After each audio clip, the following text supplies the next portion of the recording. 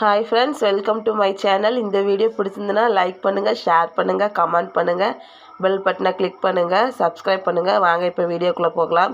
இப்போ சிறுகிழங்கு அவியல் எப்படி வைக்கலாங்கிறத பார்க்கலாம்.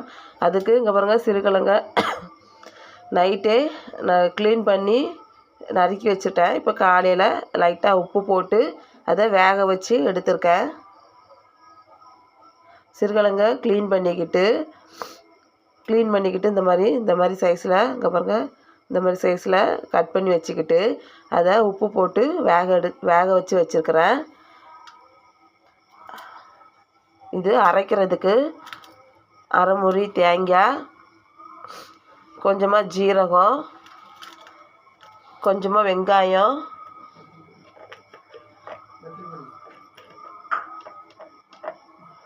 மஞ்சள் தூள் ஒரு 1/4 டீஸ்பூன், தனி மிளகாத்தூள் ஒரு 2 ஸ்பூன் தனி மிளகாத்தூள்.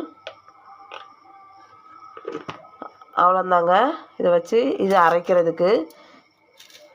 இது ஒரு பெரிய வெங்காயத்தை இந்த மாதிரி இங்கே பாருங்கள், இந்த மாதிரி பொடி பொடியாக கட் பண்ணி வச்சுருக்கிறேன். இது தாளிக்கிறதுக்கு. இருங்க எப்படி பண்ணணும்னு காமிக்கிறேன்.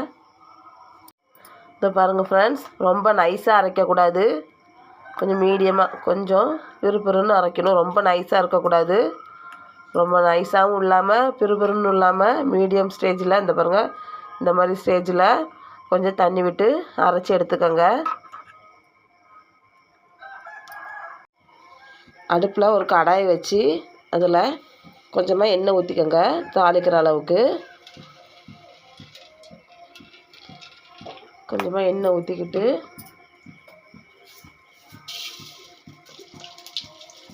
கொஞ்சமாக கடுகு பொரியட்டும்.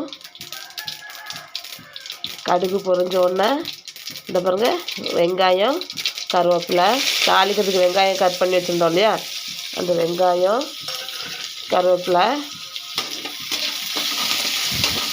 போட்டு தாளிச்சிக்கலாம்.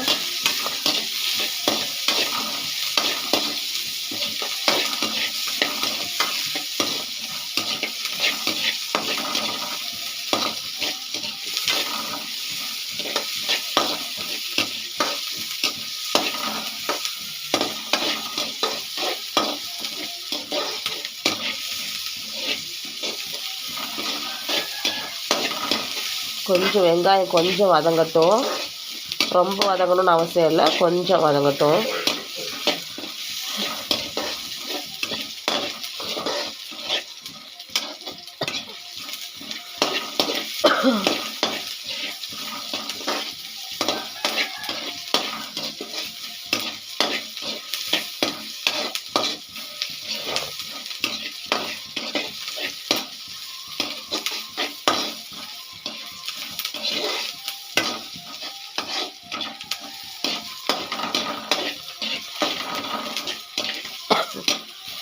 போதும், இந்த அளவுக்கு வதங்கினா போதும், ரொம்ப வதங்க வேண்டாம், இந்த அளவுக்கு வதங்கினா போதும். இதுக்கப்புறம் நம்ம சிறுகிழங்கு வேக வச்சு வச்சுருக்கோம் இல்லையா, அதே அதில் போட்டுக்கலாம். போட்டு இது 2 கிண்டு கிண்டிக்கலாம்.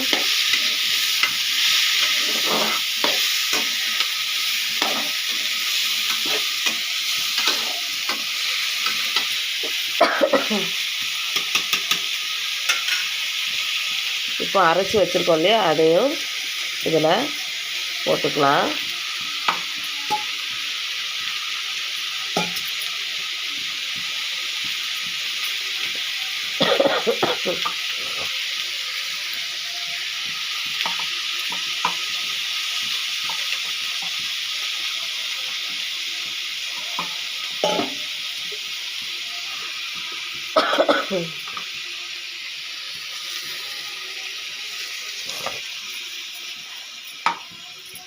கொஞ்சமாக தண்ணி ஊற்றிக்கலாம். தண்ணி ரொம்ப ஊற்ற வேண்டாம், ஏன்னா நம்ம கிழங்கு ஏற்கனவே வேக வச்சு தான் எடுத்துருக்குறோம், அதனால் தண்ணி ரொம்ப ஊற்ற வேண்டாம்.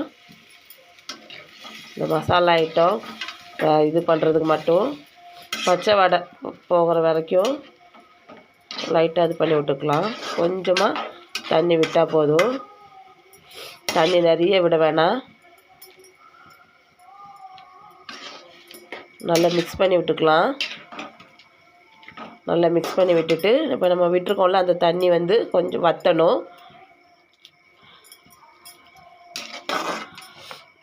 இப்போது கொஞ்சமாக உப்பு போட்டுக்கலாம்.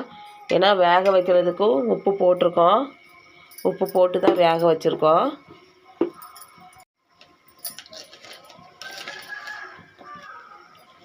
உப்பு லைட்டாக உப்பு போட்டுக்கலாம், நிறைய வேணாம்.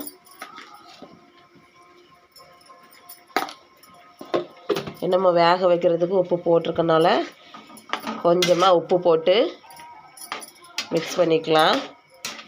தண்ணிலாம் வற்றட்டும். நல்லா மிக்ஸ் பண்ணிக்கோங்க உப்பு போட்டு.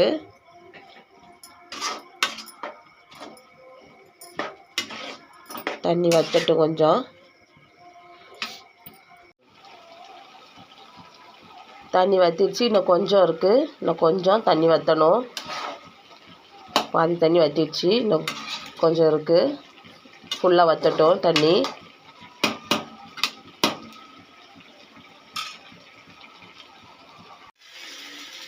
அவ்வளோதான் ஃப்ரெண்ட்ஸ், தண்ணி நல்லா வற்றிடுச்சு பாருங்கள். அவ்வளோதான். இதை இனி நம்ம வேறு பாத்திரத்துக்கு மாற்றிக்கலாம். அவ்வளோதான் ஃப்ரெண்ட்ஸ், இதை வேறு பாத்திரத்துக்கு மாற்றியாச்சு. பாருங்கள், உங்களுக்கு இந்த வீடியோ பிடிச்சிருந்துன்னா நீங்களும் ஒரு தடவை ட்ரை பண்ணி பாருங்கள் ஃப்ரெண்ட்ஸ். இது ரொம்ப நல்லாயிருக்கும். உங்களுக்கு பிடிச்சிருந்தா நீங்களும் ட்ரை பண்ணி பாருங்கள்.